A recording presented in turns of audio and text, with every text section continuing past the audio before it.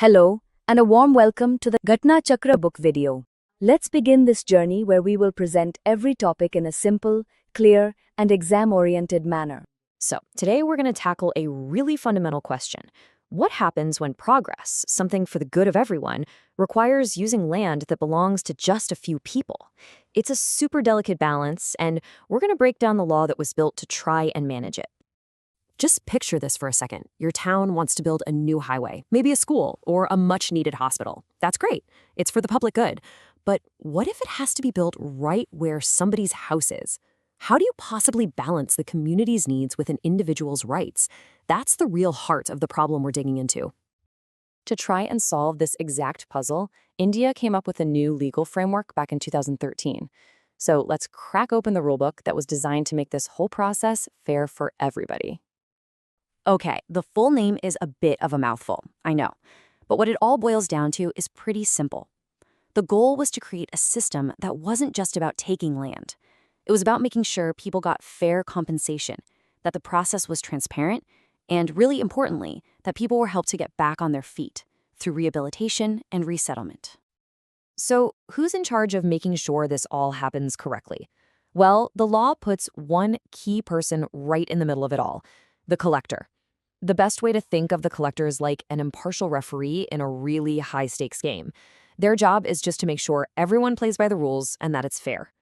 So how does this referee make their calls? Well, Section 23 of the Act gives them a really clear three-step playbook. Step 1, they kick off an official inquiry. Step 2, they have to listen to everybody's side of the story. And finally, Step 3, they make the final call. It's all structured to make sure the decision isn't just made on a whim. And this part is absolutely crucial. Who gets to speak? This isn't just about the landowner haggling over a price. The law is really clear that the collector has to listen to everyone with an interest. That means people asking for money, sure, but also people who need help rebuilding their lives or need to be resettled in a new place. Everyone gets a voice. But, even the best rulebook can have a page or two that's a little confusing. And despite how clear the 2013 Act tried to be, one little section caused a huge legal fight, bringing the whole system to a kind of crossroads. And this is where the story gets really interesting. The whole problem was centered around just one part of the law, Section 24. Different courts started interpreting it in completely different ways, and suddenly you have this massive legal puzzle with huge stakes for projects all over the country. And that's really the heart of it. It all came down to this one simple but incredibly important question: what is the correct way to read Section 24? This wasn't just some dusty legal debate. This question had to be answered by the highest court in the land. What happened was you basically had two different camps. One side said, look, if the compensation money isn't physically paid to the landowners, then the whole deal is off. The acquisition lapses. But the other side argued that no, if the government put the money aside in a treasury, the deal is still on even if the landowner refused to take it. So you see the problem? The exact same facts could lead to two totally different outcomes. It was chaos. This whole legal tug-of-war finally came to a head in a huge case in 2020, Indoor Development Authority versus Manohar Lal. This was it. This was the showdown that would finally make the Supreme Court step in and solve the puzzle of Section 24 for good.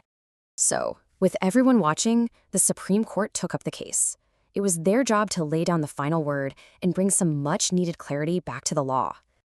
And just to show you how serious this was, the case wasn't heard by one judge or even three.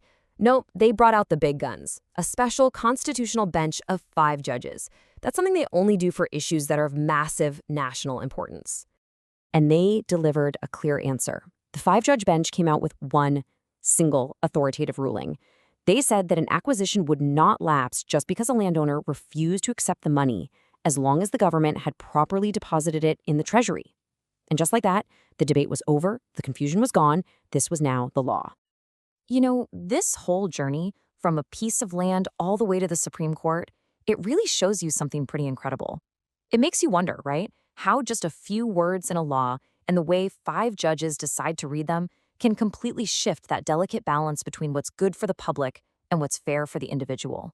That's definitely something we're thinking about.